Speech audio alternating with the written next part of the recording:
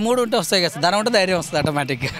Right, ఇప్పుడే మనం చూస్తూనే ఉన్నాం ఆర్యవైశ్య మహాసభ ఏకగ్రీవంగా ఎన్నికైన లింబాద్రి సభకు మరి ఈరోజు పైడి రాకేష్ రెడ్డి గారు రావడం జరిగింది, ఎమ్మెల్యే గారు, బీజేపీ ముఖ్య నాయకులు. సో ప్రస్తుతం జరుగుతున్నటువంటి రాజకీయ పరిస్థితుల్లో చూసుకున్నట్టయితే వారు ఏ రకంగా స్పందిస్తారో వారి మాటలు తెలుసుకోండి. చెప్పండి సార్, ఏదైతే పొట్టి శ్రీరాములు పేరు తీసేస్తుంటే మీరు ఖచ్చితంగా ఆపుతానంటారు కదా, మీ ప్రభుత్వం కేంద్రంలో కూడా ఉంది. సో ఇక్కడ ప్రతిపక్ష పాత్ర కూడా, రెండవ పాత్ర కూడా మీరు పోషిస్తున్నారు, దీన్ని ఎలా చూడాలి? ఇప్పుడు కేంద్రంలో అంటే కేంద్రంలో ఒకటే రాష్ట్రం ఉండదు తెలంగాణ, కేంద్రంలో 30 రాష్ట్రాలకు సమూహం, ఇది అదొక ఫెడరల్ స్టేట్స్ యాక్ట్స్ ఉంటాయి. ఇక్కడ రాష్ట్ర ప్రభుత్వం ఎందుకు తీసింది పొట్టి శ్రీరాములు గారి పేరు అనేది ఇంపార్టెంట్.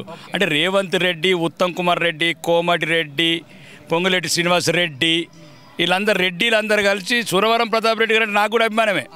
ఆయన వైతాళి కూడా ఒక స్ఫూర్తి గల నాయకుడు, అతన్ని పెట్టడానికి చాలా ఉన్నాయి పథకాలు, బ్రహ్మాండమైన పథకాలు. కానీ కావాలని కుట్రబన్ని ఈ పొట్టి శ్రీరాములు గారి పేరు తీయడం మాత్రం అది అన్యాయము.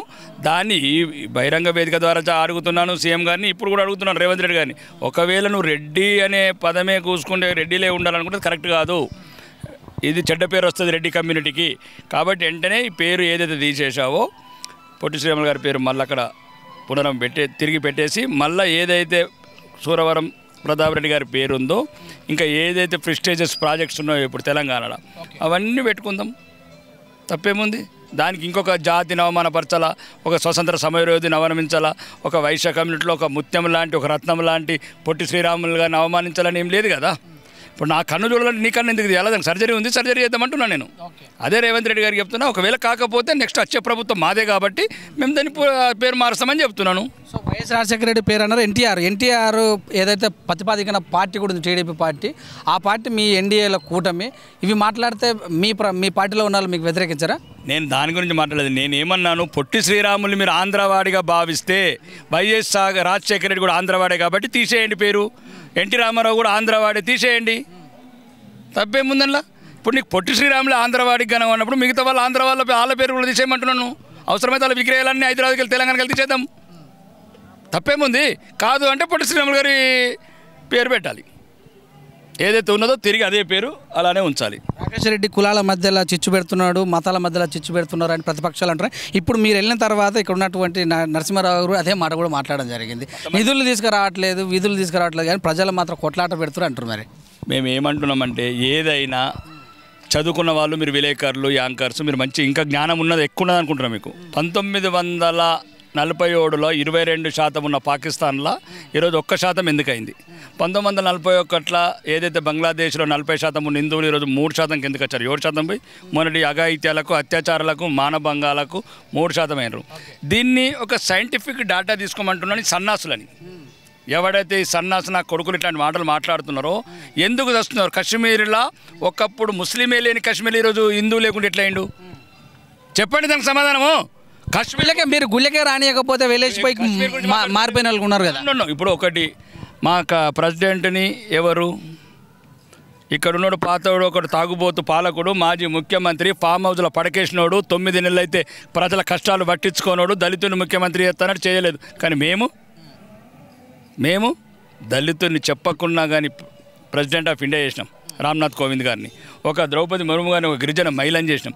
ఇది భారతీయ జనతా పార్టీ. దీనికి కులాలు లేవు, మాకున్నది ఒకటి ధర్మం, అది హిందూ ధర్మం. దేశం ఉన్నదే ఒకటి, అది భారతదేశం. కులాల మధ్యన వాళ్ళు కుమ్ములాటలు పెడుతున్నారు.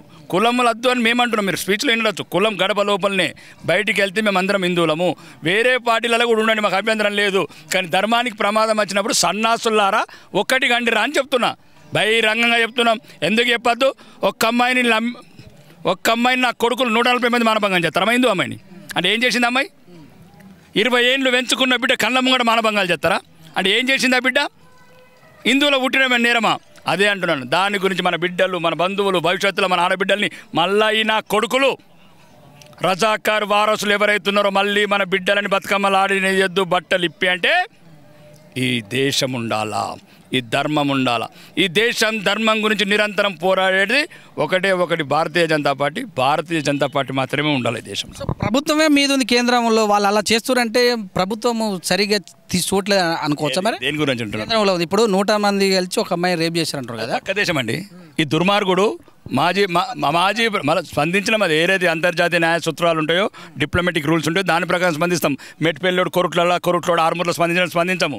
ఇప్పుడు మేము కొండపోయి మేము పక్క దేశంలో ఎట్లా స్పందించాలి, దుబాయ్లో ఎట్లా స్పందిస్తాం అట్లా ఆడ కూడా మా కూడా మైకులు పెడతారు. ఆడ స్పందించే విధానం వేరే ఉంటుంది, ఇక్కడ స్పందించే విధానం వేరే ఉంటుంది. కాబట్టి ఇక్కడికన్నా అక్కడ ఆపగలిగిన మా మంటలని, ఆ హిందువుల ఆడబిడ్డలని మానభంగాల నుంచి రక్షించగలిగినాం.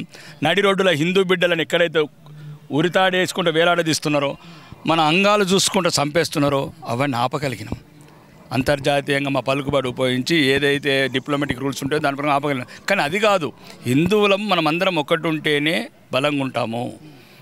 మన ధర్మం విషయంలో, జాతి విషయంలో ఒకటి లేకపోతే ప్రమాదకరము. ఆ ప్రమాద గంటికలు కాశ్మీర్లో కనబడ్డాయి. బైన్సాల సంక్రాంతి నాడు సకినాలలో ఉత్సవోషిండ్రు. ఈరోజు మెజారిటీ గల ఎన్నో హిందువులు ఇబ్బంది పడుతున్నారు. కాబట్టి హిందువులు వాళ్ళు ఆలోచించుకోవాలి. ఇట్లాంటి ఇప్పుడు వాసవి మాత, జై వాసవి మాత అంటే బంగ్లాదేశ్లో అంటే చేతి కొట్టేస్తున్నారు. అప్పుడు ఎట్లా యాడంటావు జై మాత అంటే మెట్టిపల్లి అంటున్నావు కానీ బంగ్లాదేశ్ అంటలేవు కదా. రేపు ఇది బంగ్లాదేశ్ చేసినారు అనుకో, ఇప్పుడు ఇక్కడ తీవ్రవాదులు, ఉగ్రవాదులు జగిత్యాల, కొరుట్ల, మెట్టిపల్లి ఎన్ని చోట్ల ఎంతమంది అవుతున్నారు. ఈ రోహింగాలు, ఇప్పుడు మా అంకాపూర్కి వచ్చి కూడా రోహింగాలు ఉన్నారు.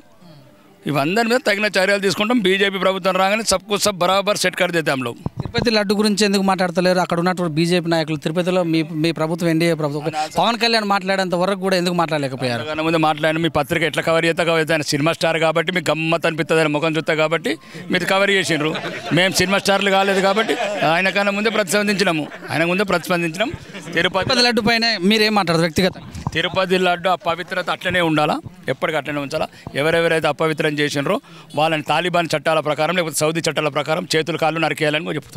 ఇప్పుడు ఏదైతే మైక్ సెట్లు పెడితే పెట్టకూడదు, ఈ పండుగ వచ్చిందంటే మా చెవులు పోతున్నాయి అని అసది ఓవైసీ అన్నారు. మరి కూడా అదే చెప్తున్నాము. దయచేసి మా చెవులు కూడా పోతున్నాయి. రోజు 5 సార్లు పొంగి అని ఫస్ట్ వీటికి బదులు ఆ రోజు 5 సార్లు కుయ్యి అని మీ పొంగిలను బంద్ చేయండి. అవి బంద్ చేస్తే మేము బంద్ చేస్తాం.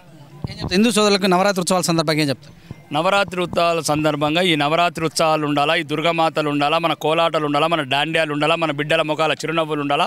సాయంత్రం అయితే మనం కట్టు బొట్టు అన్ని రకాలు చేసుకుని ఎట్లయితే పండుగలు, డాండ్యాలు, డ్యాన్సులు ఎట్లా చేసుకుంటామో అవి నిరంతరం నిత్యం భవిష్యత్తులు ఉండాలంటే ధర్మాన్ని కాపాడండి, లేకపోతే ధర్మాన్ని కాపాడేవన్నీ కాపాడుకోండి. లేకపోతే పాకిస్తాన్లో, బంగ్లాదేశ్ ఎట్లయితే ఆంక్షలు పెట్టినరో ఆంక్షల ప్రకారం అవుతుంది. Okay sir, thank you.